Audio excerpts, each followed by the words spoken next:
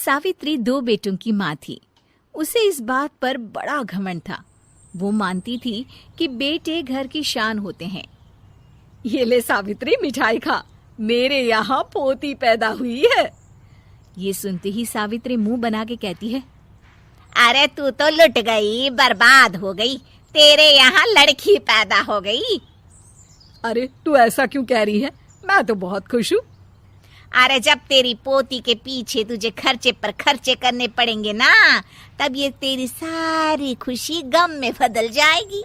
पहले लड़की की पढ़ाई लिखाई का खर्चा, फिर उसकी शादी का खर्चा। अरे आजकल की शादियाँ कितनी महंगी हो गई है। गहने बनाओ, लाखों रुपए पानी की तरह बह जाते हैं। लड़कियाँ तो सिर्फ खर्चा करवाने के लिए ही पैदा होती हैं। इस तरह लड़कियों के प्रति अपने विचार व्यक्त करते हुए सावित्री ममता को लंबा चौड़ा भाषण देके चली जाती है। अब तो आप लोग इस कहानी में सावित्री देवी का पात्र अच्छी तरह समझ ही गए होंगे।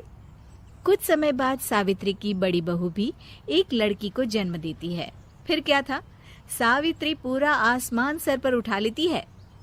हे भगवान, ये तू मुझसे किस जन्म का बदला ले रहा है? अरे मैं तो मंदिर में रोज आकर तुझसे कहती तो थी कि मुझे एक पोता चाहिए, और तूने मुझे पोती दे दी। इतनी मिठाइयाँ और प्रसाद चढ़ाने का क्या फायदा हुआ? तभी सावित्री की बहू निशा कहती है, क्या माँ जी, आप भी इतनी सी बात पर नाराज हो गई हैं? देखिए तो आपकी पोती कितनी सुंदर है, बिल्कुल आप पर गई है। अरे चुप कर, तुझे 9 महीने इतने महंगे महंगे काजू बादाम फल फ्रूट खिलाने का फायदा क्या हुआ? मेरे तो सारे पैसे बर्बाद हो गए। ये सुन सावित्री का बड़ा बेटा अजय कहता है, माँ, तुम सिर्फ नाम के लिए 2020 में रहती हो। असल में तुम्हारा दिमाग सैकड़ों साल पुरानी सोच रखता है। आज के जमाने में लड़का और लड़की में कौन फर्क करता है? मैं तो बहुत खुश हूँ कि भगवान ने मुझे लक्ष्मी के रूप में बेटी दी है। लेकिन सावित्री पर अजय की बातों का कोई असर नहीं होता। नालायक, अपनी पत्नी की जबान बोल रहा है। मेरा बड़ा बेटा तो हाथ से गया। लेकिन सावित्री देवी हार मानने वाली नहीं थी। वो पोते की चाह में अपने छोटे बेटे विजय की शादी करवा देती है। कुछ समय बाद आखिरकार वो दिन आ ही जाता है जब सावित्री की छोटी बहू गर्भवती हो जाती है। सावित्री इतनी खुश हो जाती है कि वो बच्चे के जन्म से पहले ही सारे मोहल्ले में ढिंढोरा पीटने लगती है। ये क्या सावित्री, तू तो पोते के जन्म से पहले ही मिठाई बांट रही है। पहले पोता पैदा तो होने दे, और फिर क्या पता अगर पोते की जगह पोती पैदा हो गई तो। ये सुन सावित्री चिढ़ जाती है। अरे अपनी काली जबान मत चला, मेरी मिठाई खा के मेरा ही बुरा सोच रही है। बड़ी आई, ला मेरी मिठाई वापस कर। देख लेना, इस बार मेरे यहाँ पोता पैदा होगा, पोता। लेकिन ठीक इसका उल्टा होता है। सावित्री की छोटी बहू भी एक लड़की को जन्म देती है।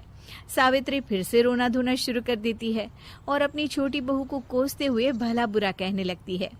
देखते ही देखते ये सावित्री की रोज की आदत हो जाती है। एक दिन उसकी इस आदत से परेशान होकर विजय अपने भाई अजय से कहता है, भैया, माँ खुद एक औरत होकर हमारी बेटियों को पसंद नहीं करती, उल्टा उन्हें रोज कोसती रहती है।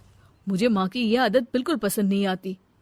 अरे तू ठीक कहता है, मैं भी अब माँ से तंग आ गया हूँ। अच्छा, तो अब तुम दोनों इस तरह पीठ पीछे मेरी बुराई भी करने लग गए हो? नहीं माँ, हम चाहते हैं कि घर में शांति बनी रहे। हमें हमारी बेटियाँ बहुत प्यारी है। मैं नहीं चाहता कि वह तुम्हारे ताने सुन सुन कर बड़ी हो, और इसीलिए हम दोनों ये घर छोड़कर चले जाएंगे। हाँ माँ, मैं भैया की बात से सहमत हूँ। जब तुम इस घर में अकेली रहोगी तब तुम्हें अपनों की कीमत का एहसास होगा।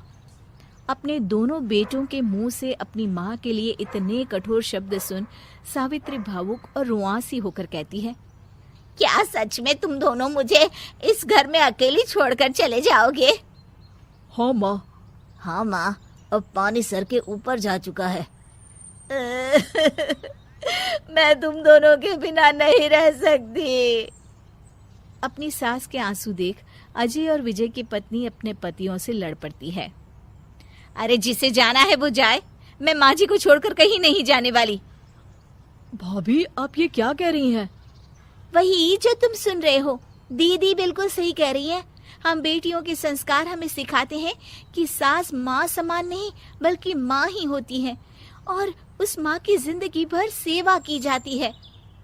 बेटे अपना फर्ज भूल सकते हैं, लेकिन बेटियां नहीं।